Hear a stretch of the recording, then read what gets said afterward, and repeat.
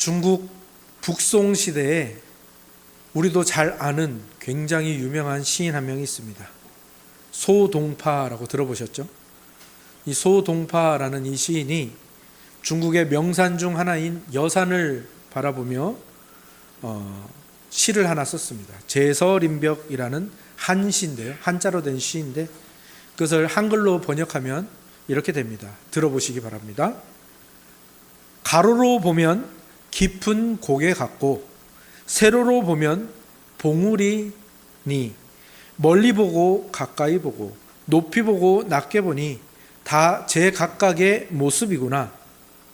내가 여산의 참모습을 알지 못하는 이유는 단지 이 몸이 여산 속에 있기 때문이라네. 이런 시입니다. 어떤 내용을 담고자 했는지 조금 감이 오시죠? 소동파라는 시인이 이 여산을 보면서 뭘 깨달은 겁니까? 자기가 여산 속에 있으면서 여산을 보니까 제대로 여산을 다 파악할 수가 없는 겁니다. 여산의 참 모습을 볼 수가 없는 거죠. 이것이 우리에게 주지하는 바, 시사하는 바가 무엇입니까? 그렇습니다. 우리도 그렇죠. 우리가 어떤 상황, 어떤 문제가 발생했을 때 우리가 거기에 너무 집중하거나 그거에 붙들려 있으면 제대로 된 판단을 못할 때가 많죠. 왜냐하면 자기의 관심사만 보고 그 문제만 집중하기 때문에 그렇습니다. 그럴 때에 그것이 실수와 실패로 이어지죠. 그때에 이 실수와 실패에서 벗어나기 위해서는 어떻게 해야 되겠습니까? 그 문제에서, 그 상황에서 한 걸음 뒤로 물러나서 바라보는 것이 굉장히 큰 도움이 됩니다. 그리고 자신이 그것이 힘들다면 그것을 객관적으로 바라볼 수 있는, 전체적인 시각으로 바라볼 수 있는 다른 사람에게 물어보고 함께 의논하는 것이 굉장히 좋은 시도이겠죠. 그러니까 어떤 문제와 상황이 있을 때 우리가 그 상황에서, 문제에서 한 걸음 혹은 몇 걸음 뒤로 물러나서 전체적인 시각으로 보는 것이 우리의 인생을 올바르게 이끌어갈 수 있는 하나의 방법인 것이죠. 그리고 그것은 신앙에도 마찬가지입니다. 신앙에 있어서도 전체적인 시각이 필요한데 이 전체적인 시각이란 무엇입니까? 이 성경적인 세계관인데 성경으로 세계를 바라보는 그 관점인데요. 하나님이 시작하셨고 하나님이 지금도 일하시고 하나님이 반드시 책임지시고 완성하신다는 이 전체적인 시각, 성경적인 세계관입니다. 이것으로 우리의 신앙을 바라보는 것이 굉장히 중요한 거죠. 그리고요, 이 시각은 교회를 바라보는 시선에도 적용이 됩니다. 우리가 지난 2시간 동안 함께 나눈 말씀이 어떤 말씀이었습니까? 건강한 교회로 가는 길에 대해서 우리가 2시간 함께 나누었죠. 그것도 마찬가지입니다. 사실 교회 안에서 교회의 어떤 문제만 보고 거기에 집중해서 우리 교회가 어떻게 건강해질 수 있지 하면은 그 해결점이 나오질 않습니다. 한계가 있습니다. 제대로 할 수가 없죠. 그래서 교회에서 한 걸음 물러나서 교회를 바라보는 게 필요한데 그렇게 물러나 보니 건강한 교회에는 어떤 것이 필요하냐면 건강한 지도자와 건강한 성도가 필요하다는 것이 보이는 겁니다. 그리고 건강한 지도자에서도 그 안에 들어가서 생각이 아니라 좀 더 물러나서 바라보고 교회 전체를 통해서 건강한 지도자가 누구일까를 바라보니까 어떤 지도자가 건강한 지도자라고 했습니까?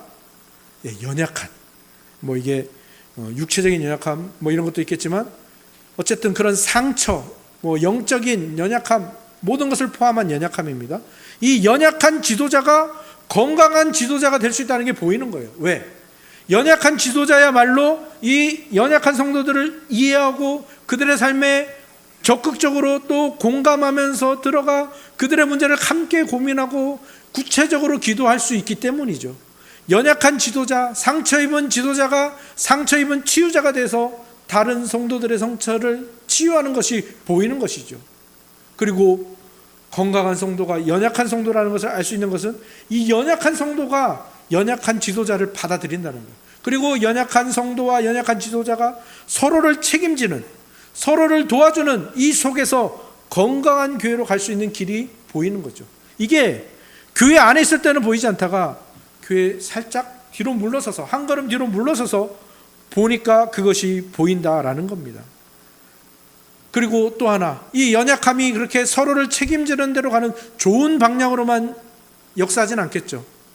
우리가 연약하고 악한 죄의 습성이 있기 때문에 이 연약함이 또 서로에게 상처가 되거나 또 서로를 이렇게 돕지 못하고 서로를 배제하는 그런 나쁜 영향으로 갈 수도 있지 않습니까? 그러니까 무엇이 보이는 겁니까? 그래서 건강한 교회는 교회 법이 필요하고 그 법을 토대로 다스리고 통치하고 그리고 그 법을 통해서 보호하고 도와주는 일이 필요하구나. 교회에 그러한 권징이나 치리, 법으로 다스리는 일이 필요하구나. 이것까지도 보이는 것이 교회에서 한 걸음 떨어져서 전체적인 시각으로 보았을 때 보인다라는 것. 그것이 우리가 지난주, 지지난주 함께 나눈 말씀입니다. 전체적인 시각이 무엇보다 중요합니다. 성경은 항상 그 전체적인 시각으로 이 상황과 문제와 당신의 신앙을 바라보라라고 말하고 있습니다. 그리고 교회를 그렇게 바라보라는 거죠. 그리고 이어지는 오늘의 본문도 같은 흐름에서 진행되는 내용입니다. 오늘 본문에 어떤 내용이 나옵니까? 굉장히 뜬금없이 믿는 상전, 믿지 않는 상전, 이 상전과 종의 관계가 이야기가 나옵니다. 왜 갑자기 뜬금없이 이렇게 나오지? 뜬금없지는 않습니다. 사실 그 당시에 이 문제는 굉장히 이슈가 되는 문제 중에 하나였어요. 초대교회 신자들은요, 대부분 어디에서 시작했냐면 하층민과 종부터 복음이 들어가기 시작했어요. 그 종이라는 게 노예 이런 사람들인데, 노예가 우리가 흔히 알기로는 어떤 주인의 재산이나 도구나 가축처럼 여겨지는 인권이 없는 노예를 생각할 수도 있는데, 그런 노예도 존재했지만 당시에 오늘 본문에 나오는 이 종이라는 말은요, 그런 노예를 포함해서 당시에 월급을 받으면서 출퇴근하는 그런 월급제 하인, 이런 사람들이 다 포함이 되는 말입니다. 그리고 그런 종들이 복음을 먼저 받았습니다. 왜냐하면 예수님이 낮은 데 찾아오셨다라는 것이 그들에게 너무 공감이 되는 거예요. 그래서 그들이 먼저 복음을 받아들이고 복음으로 살아내기 시작했습니다. 그리고 이 믿는 종들이 복음으로 살아내기 시작하자 어떤 일이 일어났냐? 그 주인들이 보니까, 상전들이 보니까, 아니 저 사람들은 종인데 어떻게 이렇게 충성되게 신실하게 일하지? 믿는 종과 안 믿는 종이 있는데 이 믿는 종들을 보니까 이들이 너무 성실하고 또 사랑을 베풀고, 자기가 주인인데 자기가 베풀어야 될 것 같은데 오히려 이 사람들이 더 베푸는 거예요. 더 충성되는 거예요. 그러니까 이걸 보고 누가 또 감화를 받았냐면 그 부인들, 귀부인들이 감화를 받은 거예요. 그래서 그들이 복음을 받아들이기 시작하고, 그렇게 초대교회에서 기독교가 전파되어 나간 겁니다. 그러다 보니까 이제 이 신자인 종들, 믿는 종들에게 상전들이 두 종류가 생긴 겁니다. 예전에는 그냥 다 믿지 않는 상전들이었는데, 이제는 믿지 않는 상전도 그대로 있지만 믿는 상전들이 나타나기 시작한 거예요. 그때에 이 안에서 여러 가지 문제들이 일어나기 시작했어요. 그때 오늘 본문이 말하는 게 뭡니까? 신자들에게, 종된 신자들에게 믿지 않는 상전이나 믿는 상전이나 똑같이 공경하고 종된 노릇을 성실히 하라. 특히 믿는 상전에게는 더 잘해라 라고 말하고 있는 것이죠. 근데 사실 이게 기독교의 놀라운 점이기도 하고 세상이 이해 못하는 점이기도 한데요, 사실 생각해 보십시오. 종된 입장이라고 생각해 보십시오. 여러분들이 누군가의 종으로 사는 하층민, 고대의 하층민이라고 생각해 보십시오. 그런 하층민에게는 뭐가 복음이겠습니까? 뭐가 입맛에 맞는 복음일까요? 하나님이 너희들의 종된 것, 너희들이 억압받는 것을 다 해방시켜 주실 것이다. 특히 대부분의 그 상전들이 다 로마인들이나 아니면 로마 시민권을 가진 사람들이었으니까 하나님이 로마를 다 무너뜨리고 패망시켜서 너희를 다 자유롭게 하고 너희를 다 해방할 것이다. 이런 말씀이 그들의 입맛에 맞는 복음 아니겠습니까? 근데 이것 또한 뭡니까? 네, 종과 상전이라는 내가 이 사람에게 억압을 당하고 있다라는 요 문제, 요 문제로만 바라본 거죠. 그 문제 안에서 벗어나지 못하고 자기의 처지를 바라보기 때문에 그게 입맛에 맞는 말이 되는 거죠. 성경은 어떻게 하라고요? 항상 전체적인, 물러나서 전체적인 시각으로 보라고 말하죠. 전체적인 시각으로 보니까 기독교의 놀라운 점이 드러납니다. 기독교의 놀라운 점은 뭡니까? 기독교는 신앙이나 어떤 하나님의 능력을 당장 눈앞의 환경과 조건을 그리고 개선하는데, 문제를 해결하는데 쓰지 않더라라는 겁니다. 왜? 그것이 전체에 있어서 흐름에 오히려 도움이 되지 않기 때문이죠. 항상 전체를 염두에 두고 태도를 정하라는 것이 성경의 가르침입니다.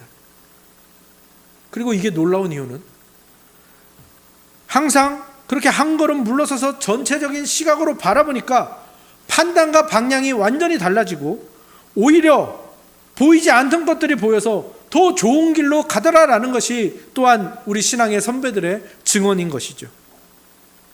그 관점으로 오늘 본문을 우리가 바라보아야 합니다. 오늘 본문을 한번 보시죠. 1절 같이 한번 읽어보겠습니다. 1절입니다. 함께 읽어보죠. 시작. 무릇 멍에 아래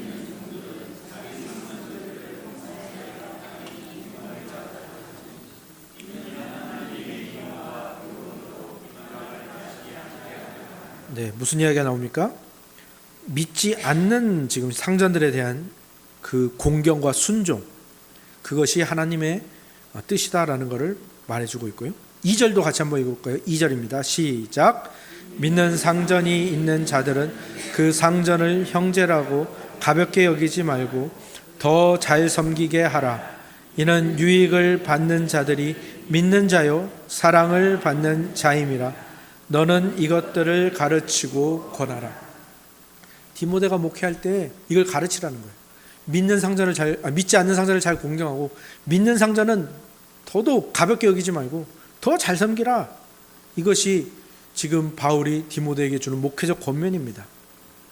근데 우리는 흔히 이렇게 생각하기가 쉽죠. 믿지 않는 상전들은 내 신앙에 방해가 될 거야.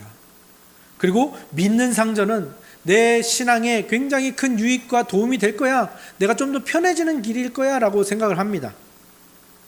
근데 그것 또한 전체적인 시각으로 보지 못한 거죠. 부분적인 시각으로 종과 상전, 내가 종이다 라는 입장에서만 보니까 그렇게만 생각을 하는 거예요. 여러분들은 어떻게 생각하십니까? 여러분들이 만약에 어떤 직장에 들어갔어요. 직원으로. 근데 여러분의 상사가 있습니다.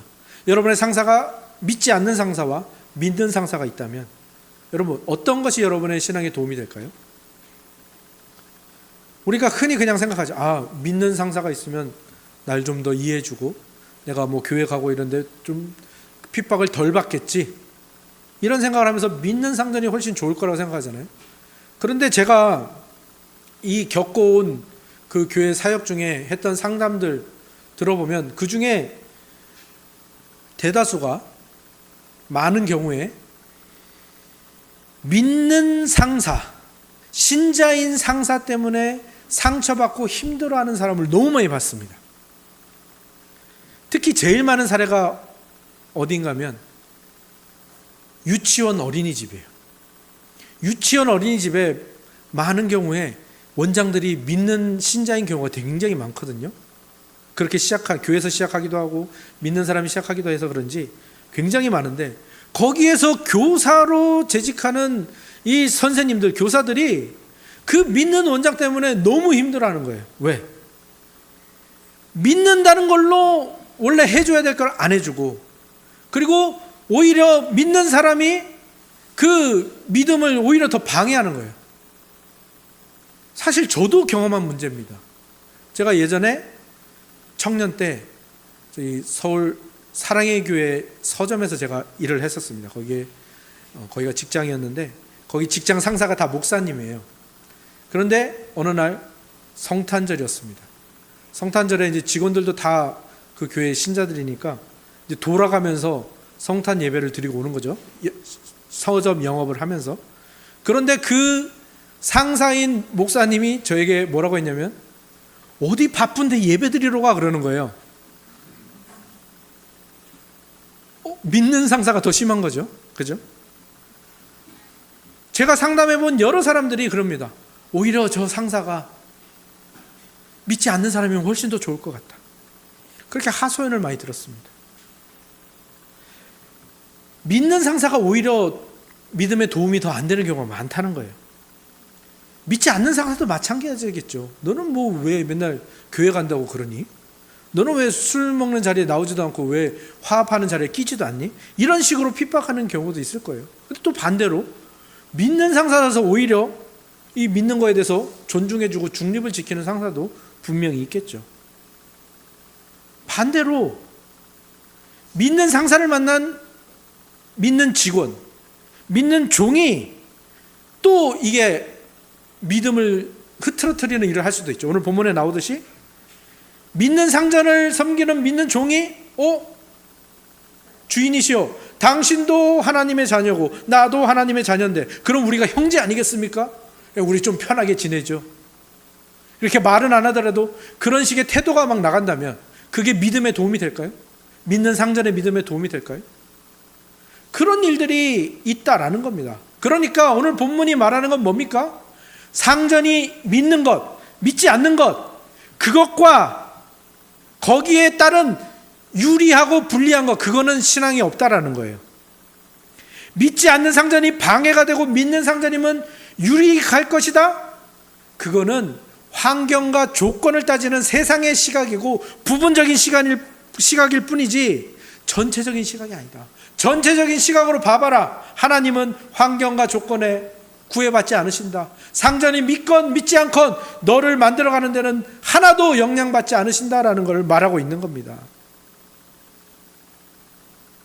이것을 여러분들에게 조금 더 확실하게 다가가기 위해서 이 본문을 가지고 설교하셨던 어떤 목사님이 그 교회 성도들에게 이런 질문을 했다고요. 한번 여러분도 이 질문을 들으면서 한번 대답을 해보십시오.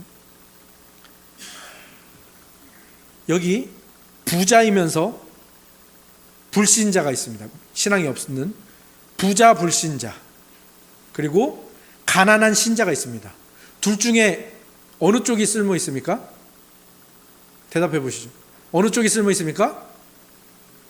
가난한 신자가 쓸모 있겠죠. 우리 신자들 입장에서. 그건 우리가 너무나도 당연합니다. 그럼 이제 질문을 조금 더 심화 질문으로 들어가서 부자 신자, 가난한 신자가 있습니다. 둘 중에 누가 더 쓸모 있습니까? 누가 쓸모 있습니까? 네, 부자 신자라고 생각하시는 분들 많으시죠? 그 교회에서도 그랬어요. 성도들이 부자 신자요. 그랬더니 이제 그 목사님이 그 교인들 향해서 책망을 했다고 합니다. 왜요? 그게 인간의 생각이거든요. 그게 전체적인 시각으로 보지 못하는 부분적인, 거기 문제에 집착해서만 보는 시각이거든요. 생각해 보십시오.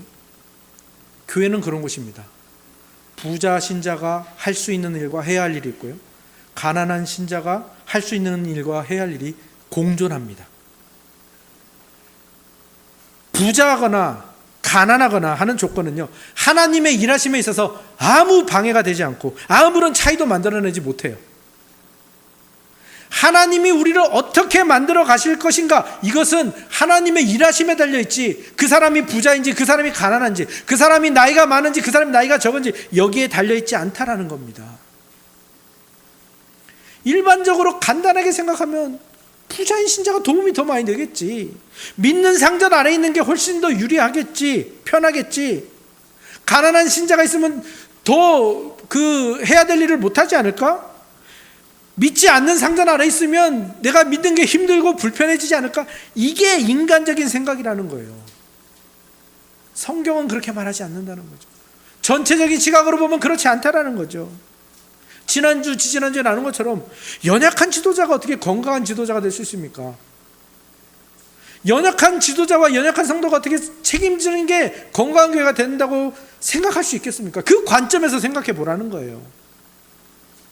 그리고 우리가 잘 아는 고난이 형통보다 오히려 우리의 믿음을 성장시킨다라는 이 관점에서 생각해 보라는 거예요. 그러면 오늘 본문이 다르게 보입니다. 그러네. 오히려 믿지 않는 상전 아래서 이렇게도 해보고 저렇게도 해보고 부딪혀보는 게 훨씬 더 신앙을 튼튼히 해주지 않을까? 그리고 믿는 상전 아래서 그를 예전보다 더 잘 섬기면 그게 오히려 더 우리 둘의 종과 상전의 믿음을 더 폭발시키는 시너지 효과를 발현시키지 않을까? 이런 생각들로 가게 한다라는 거예요. 전체적인 시각으로 보라는 겁니다. 그리고요, 이거는 우리만 알고 있는 게 아니에요. 세상 사람들도 알고 있어요. 세상 사람들도, 이게 우리는 이제 믿는 상사, 믿지 않는 상사로 했지만 세상 사람들은 어떻게 하겠습니까? 나에게 잘해주는 상사 또는 까다로운 상사 이렇게 나누겠죠. 왜 이 이야기를 하냐면 우리 젊은 세대들이 인생에 있어서 제일 큰 문제가 뭐냐면 직장 동료 잘 못 만났을 때 그 가장 큰 문제로 여기는데, 특히 상사가 까다롭고 나를 괴롭히는 상사를 만났을 때 이게 젊은 세대의 정말 가장 인생에서 힘든 일이라고 꼽는 것 중에 하나거든요. 그런데 세상 사람들도 알아요. 그 처세술 또 이래 살아가는 그 책들을 보면 거기에 그렇게 나오더라고요. 이 까다로운 상사를 경험하고 그 과정을 잘 통과하면 세 가지 유익이 있다고 그 사람들도 알더라고요. 세 가지 유익이 뭐냐면, 첫 번째, 자신의 약점을 보완하는 기회가 되어서 자산이 된다라는 거예요. 왜? 늘 그 까다로운 상사가 나에게 지적하는 것이 있을 거 아닙니까? 나의 단점, 나의 약점. 근데 그거를 고치고 수정하다 보면 어느새 그 약점과 단점이 나의 장점이 된다라는 겁니다. 세상 사람들 이걸 어떻게 알았을까요? 우리가 지난주에 나눈 거잖아요. 연약한 지도자가 성도의 연약함을 담당하고 연약한 성도가 연약한 지도자를 품을 수 있는 약점이 강점이 되는 게 우리 기독교의 진리잖아요. 세상 사람들이 알고 있는 거예요. 두 번째로, 까다로운 상사를 잘 견딘 거가 그거 자체가 유익이고 인정받는 길이라는 거예요. 왜?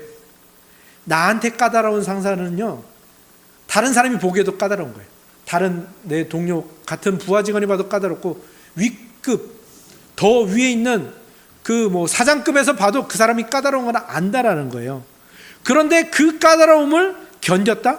그건 회사에서 인정받는 길이라는 거죠. 그런데 이거는 신자도 마찬가지잖아요. 신자가 우리가 가야 할 길이 어디입니까? 예수님을 닮아가는 길이고, 예수님의 성품을 나에게 맺는 그 성령의 열매를 맺는 길인데, 성령의 열매에서 오래 참음이라는 그 맛이 있지 않습니까? 이 오래 참음은 우리가 견디고 우리 안에 장착하면 장착할수록 우리는 예수님에게 한 걸음 더 가까워지는 거 아닙니까? 그리고 그것으로 우리는 예수님께 칭찬받게 될 것 아닙니까? 그러니까 이 원리는 다 통하는 거예요. 세상 사람들도 아는 거죠. 세 번째, 까다로운 상사를 경험한 게 그 사람이 상사가 되었을 때 좋은 거울이 된다라는 거예요. 마찬가지 아닙니까?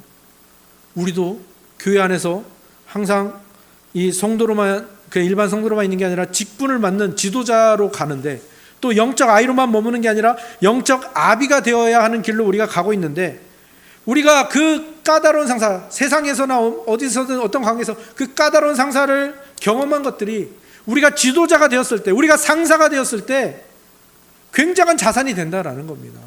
생각해 보십시오. 구약시대 때 다윗이 사울왕의 핍박을 얼마나 많이 받았습니까?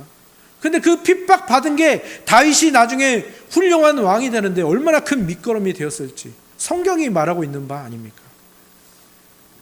신약 성경도 마찬가지예요. 바울이 로마서 5장에서 이렇게 고백하죠. 환난은 인내를 만들고, 인내는 연단을 만들고, 연단은 소망을 만든다라고 바울이 고백을 합니다. 그러니까 이 바울이 그걸 너무 잘하니까 디모데에게 알려주고 싶은 거예요. 믿지 않는 상전 아래서 신자답게 살려는 것이 훨씬 더 훈련이 될 것이고, 형통한 것으로는 훈련이 안 된다라는 거예요. 왜 그렇습니까? 형통한 거, 생각을 안 합니다. 편안한 거, 생각을 멈춰요. 그리고 그냥 하던 대로 하려고 하죠. 그리고 자꾸 딴 생각을 하는 거죠. 근데 환난이 찾아오고 고통이 찾아오고 막다른 곳에 부딪혀 보면 어떻게 됩니까? 생각을 해요. 막 머리가 막 돌아갑니다. 내가 이렇게 봐야 되나? 이 문제를? 저렇게 봐야 되나? 그러다가 전체적인 시각으로 보려는 시도도 하게 되는 거고, 무엇을 포기해야 되지? 무엇을 붙잡아야 되지? 이런 선택도 하게 되면서 생각을 많이 하게 되는 겁니다. 그리고 이 환난이나 고난은 항상 우리를 어떻게 하죠? 겸손하게 만들어요. 아, 내가 할 수 없는 게 있구나. 무능력함을 깨닫게 하고요. 아, 이거는 내가 할 수 없으니까 하나님께 맡겨야겠다라는 내가 붙잡고 있던 걸 놓고 그 손을 하나님께 올려드리고 벌리는 그 일을 하게 된단 말이죠. 바울이 그걸 너무 잘 알아요. 왜? 하나님께서 사도 바울을 그런 상태에서 부르시거든요. 사도 바울이 기세등등해서 예수 믿는 사람들을 죽이려고 다메섹으로 가는 길에 하나님이 갑자기 밝은 빛을 비추셔서, 눈을 뜰 수 없는 빛을 비추셔서 그때 바울이 눈이 멀어버립니다. 하나님이 그 상태에서 부르시는 거예요. 눈이 멀었다는 건 뭡니까? 아무것도 혼자 할 수 없는 상태 아닙니까? 그죠? 그리고 그때 사도 바울이 뭘 깨닫습니까? 내가 지금 아무것도 할 수 없는 상태에서 시작하는구나. 근데 아무것도 할 수 없는 상태가 아니라 그보다 더 심한 상태입니다. 왜요? 그 전에 바울이 어떤 일을 하고 왔습니까? 스데반 집사를 죽였다고요. 최악의 상태에서 지금 바울은 시작을 하는 거예요. 우리 요즘 수요 기도회 때 사도행전 강의 이기용 강사님 하고 계신데, 이제 조금 있으면 이 일곱 집사 뽑는 이야기가 나올 거예요. 그 일곱 집사를 선출하는 그 사도행전 내용을 보면요, 이 스데반 집사에 대한 묘사가 나오는데 정말 이런 사람이 또 있을까 싶을 정도로 그 묘사가 너무 아름답고 보기 좋아요. 어떻게 소개하냐면요, 믿음과 성령이 충만한 사람이라고 소개를 하고, 그리고 그 스데반이 지혜와 성령으로 말을 할 때 아무도 거기에 대해서 당할 자가 없었다고요. 그러니까 막 성령 충만하고 능력이 충만한 사람이었어요. 지혜도 충만하고. 근데 그 얼굴이 마치 천사와 같았대요. 그러니까 능력도 충만한데 얼굴까지 천사의 얼굴이에요. 그리고 막 그 설교를 할 때 마지막에 스데반이 눈을 들어서 보니까 하나님의 영광이 눈에 보이고 그 우편에 앉아 계신 예수 그리스도가 보이는 거예요. 얼마나 대단합니까? 그죠? 이런 사람이 기독교 역사상 또 나올 수 있을까 말할 정도로 어마어마한 사람 아닙니까? 그러면 우리 인간적인 생각으로, 전체적인 시각 말고요, 인간적인 시각으로 그 상황만 딱 보고 생각했을 때 어떻습니까? 이야, 하나님이 이제 제대로 된 사람을 뽑으셨구나. 이제 이 스데반을, 이 훌륭한 스데반을 사도로 쓰면 복음이 땅 끝까지 전파되고 막 기하급수적으로 신자들이 늘어나고 부흥이 마구마구 일어나겠구나. 이게 우리의 생각 아닙니까? 근데 하나님이 어떻게 하세요? 스데반을 거기서 죽게 하세요. 스데반은 죽는 것으로 끝나요. 그리고 어디서 다시 시작하세요? 스데반을 죽인 사람, 사도 바울을 종으로 들어서 사용하세요.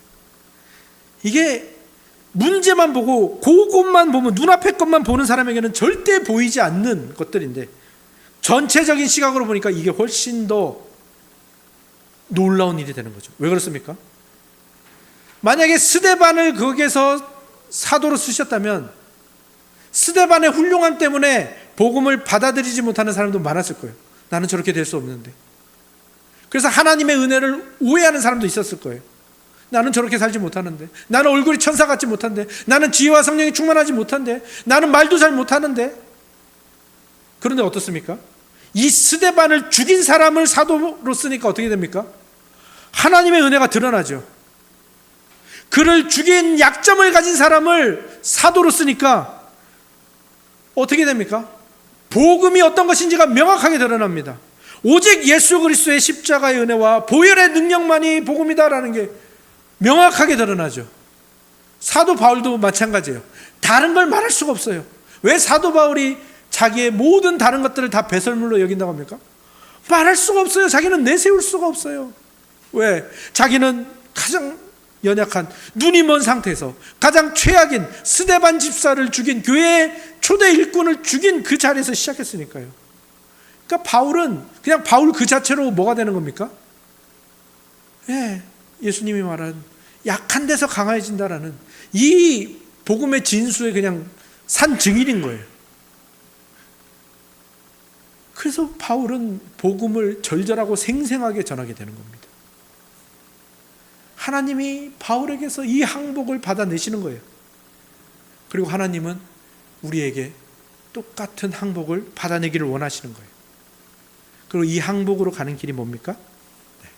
전체적인 시각으로 보는 겁니다.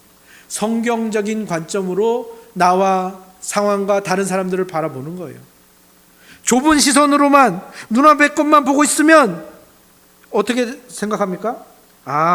내가 바르게 신앙생활하고 충성된 열심히 있고 하나님이 나에게 이러저러한 여건과 환경 열어주시겠고 그래서 내가 하나님의 사람으로 승리하겠구나, 이 생각밖에 못해요. 그럼 어떻게 됩니까? 그게 안 됐을 때 복음을 포기하는 데로 가거든요. 신앙을 포기하는 데로 가버려요. 그러나 전체적인 시각으로 볼 때는 어떻습니까? 하나님이 우리를 약하게 하십니다. 무능력을 경험하게 하시고 무기력함을 경험하게 하세요. 그것을 경험하면서 항복을 해요. 내가 잡고 있던 걸 놓게 하는 거죠. 자기 자신을 포기하는 일을 먼저 하게 하시는 거죠. 왜요? 하나님이 붙잡고 끌고 가시거든요. 하나님이 나를 책임지시거든요. 왜 하나님은 이렇게 우리의 생각으로 따라갈 수 없는 이런 방식으로 일하실까요? 근데 생각해 보시면 쉽습니다. 이렇게 일하시는 게 당연한 겁니다. 왜요? 한번 생각해 보십시오. 여러분이 새벽 예배 나왔습니다. 자주 나오는 사람이라고 생각해 보세요. 그런데 내가 새벽 예배 자주 나면서 한 번도 못 본 사람이 어느 날 새벽 예배 기도하러 나왔어요. 그럼 우리는 그 사람을 보면서 가장 먼저 뭘 떠오르죠? 무슨 생각을 하죠? 저분한테 무슨 기도할 거리가 생겼나 보다. 문제가 생겼나 보다. 기도 제목이 새로 생겼나 봐. 저 사람한테 물어봐야겠다. 또는 저 사람을 위해서 기도해야겠다. 이런 생각이 들지 않겠습니까? 그겁니다. 우리 모두가 다 그렇지 않습니까?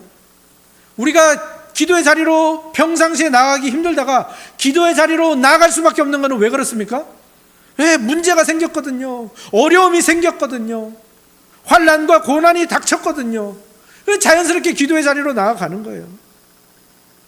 그리고 기도의 자리로 나갔을 때 우리가 경험한 건 뭡니까? 한두 번 기도해서 그거 해결되는 거 경험해 본 적 거의 없으시죠? 평생 기도하신 분도 있고요. 정말 오랜 세월 기도하신 분도 있을 겁니다. 한두 번 기도해서 문제가 해결되는 경우가 거의 없다는 거예요. 계속 기도의 자리로 나가야 되고, 기도의 자리로 나가지 못해도 삶에서 기도하고 기도가 안 나가가지고 끙끙대고 1시간 동안 아버지만 부르짖은 때도 있고 주님만 부르짖다가 끝날 때도 있고, 그러다가 하나님 원망도 하고 다시 하나님 또 찾기도 하고 하나님 도와주세요 밖에 말 못하고 그렇게 부르짖는 경우, 그러면서도 그 기도를 끊지 않고 계속 하게 되잖아요. 근데 어떤 일이 벌어집니까? 그렇게 몸부림치며 있다 보니까 어느새 어떻게 되는 겁니까? 하나님을 찾는 게 자연스러워지는 걸 느끼지 않으세요? 하나님을 아버지라 부르는 게 더 이상 어색하지 않다는 거 느껴본 적 없으세요? 기도하는 거, 아버지라 부르짖는 게 입에 붙기 시작하고 하나님을 찾는 것이 자연스러워지고, 어느덧 내가 하나님을 내가 이렇게까지 찾았나? 내가 하나님과 언제 이렇게 가까워졌지? 이런 걸 느끼게 되는 거죠. 바로 그겁니다. 하나님이 여러분에게 문제와 고난을 허락하시는 이유, 하나님이 우리 교회에 계속해서 문제들을, 그리고 연약한 지체들을, 또 기도 제목을 계속해서 주시는 이유가 뭡니까? 그래야 우리가 하나님께 나아가거든요. 우리에게 약점이 있는 이유 무엇입니까? 우리에게 고난이 찾아오는 이유가 무엇입니까? 우리가 그 문제 붙들고 있던 거 놓고 전체적인 시각으로 바라보게 하시기 위한 겁니다. 손을 들게 하는 겁니다. 하나님께 손을 들었더니 어떻게 됩니까? 하나님이 이끌어 가시고 하나님이 책임지시고, 그걸 보고 거기에서부터 우리의 믿음이 자라가는 겁니다. 그러니까 오늘 본문에 나오는 믿는 상전, 믿지 않는 상전, 제가 덧붙인 까다로운 상전이든 여러분에게 지금 주어진 형편, 여러분에게 주어진 문제, 고난, 환난, 이런 것들은 다 뭡니까? 하나님이 여러분을 성장시키기 위해서, 하나님이 여러분과 가까워지기 위해서 여러분에게 허락하신 것들입니다. 모양은 다르고 이해할 수는 없지만 다 축복인 겁니다. 저와 여러분은 바로 거기서 하나님의 일하심을 보고 배워야 하는 겁니다. 하나님은 내가 내 인생, 내 존재를 혼자 책임지게 두지 않으시는구나. 계속해서 나를 찾아오시고 계속해서 나를 붙드시고 계속해서 나를 이끌어 가시는구나. 예수님을 우리의 머리를 주신 것, 예수님이 우리의 머리라는 것을 넘어서서 예수님께서 우리의 전부가 되어주셔서 우리의 과거, 현재, 미래 전체적인 것을 다 책임지시는구나. 우리는 이것을 배워야 합니다. 이것이 잘 믿어지지 않기 때문에 믿음이 필요한 것입니다. 그리고 그 믿어지지 않는 것을 기도를 통해 하나님과 가까워지면서 그 길을 가면서 그 믿음이 쌓여가고 자라가는 겁니다. 바라기는 우리 모두가 이 믿음이 자라나서 이것을 깨닫는 그 기쁨이 여러분에게 찾아오기를 소망합니다. 그리고 이게요, 공동체가 하나 되는 길입니다. 생각해 보십시오. 우리가 자기만의 문제에 붙들려 있습니다. 교회에 어떤 문제가 있는데 그 문제에만 집중해가지고 그 문제만 바라보고 있습니다. 그럼 어떻게 됩니까? 우린 절대 하나가 될 수 없어요. 그런데 어떻습니까? 성경이 말하는 대로 한 걸음 뒤로 물러서서 내가 붙잡고 있던 것에 손을 놓고 물러서서 같이 바라보니까 이제 공통점이 생기기 시작하는 거예요. 그동안 보이지 않던 것들이 보이고, 아, 저 사람은 저렇게 생각하는구나. 저 사람은 저렇게 하고 있네. 이 안에서 하나가 되어 가는 겁니다. 우리가 그렇게 자기 중심적이고 편협한 시선, 눈앞의 것만 보는 시선을 버리고 전체적인 시각과 모든 것을 이끌어 가시는 그 하나님의 일하심을 믿는 것, 우리에게 가장 중요한 겁니다. 그러면서도 가장 어려운 일이겠지요. 하지만 그 안에 하나님의 배려가 가득합니다. 그리고 나를 향한 사랑이 가득합니다. 그리고 그것을 우리에게 주시기 위한 하나님의 지혜가 그 안에 가득 들어있음을 발견해 나가는 게 우리의 신앙의 여정이라는 것을 믿으시기 바랍니다. 여러분들이 오늘도 여러 가지 문제로 씨름하고 있다는 것을 저도 압니다. 그 문제에 대해서는 다 모르지만 여러분이 얼마나 몸부림치고 있는지 저도 압니다. 그리고 저도 여러분이 아는 문제, 여러분이 모르는 문제로 여전히 저도 끙끙거리고 있습니다. 하나님께서 저와 여러분에게 언제 응답하실지, 또 어떻게 응답하실지 그것은 저는 모릅니다. 하지만 저 한 가지 확신할 수 있습니다. 그것은 여러분이 그 문제와 씨름하면서 때로는 기도하고 때로는 신음을 내면서 끙끙거리고 앓기도 하고 하나님께 원망도 했다가 또 하나님을 부르짖기도 했다가 하나님 붙들었다가 또 다시 이거 아니야, 내가 또 다른 거 찾아, 이런 몸부림치는 그 모든 시간을 통해서 여러분은 그만큼 하나님과 가까워진다는 사실, 그건 저는 확신합니다. 그리고 여러분의 그 몸부림만큼 여러분의 신앙이 깊어진다는 사실, 저는 그것을 확신할 수 있습니다. 오늘의 이 예배와 또 이어지는 성도의 교제와 함께 기도하고 또 홀로 기도하는 또 살아가는 이 모든 시간 속에서 예수님을 만나십시오. 예수님과 찐하게 만나시고 그분과 찐하게 친해지시기 바랍니다. 그래서 그분과 같은 시선으로 바라보는 이 일들이 많아지고 그 같은 시선이 우리 안에서도 많아지면서 우리가 서로 자신의 약점, 다른 이들의 약점을 그 예수님의 시선, 전체적인 시선으로 바라보면서 서로를 책임지는 대로 나갑시다.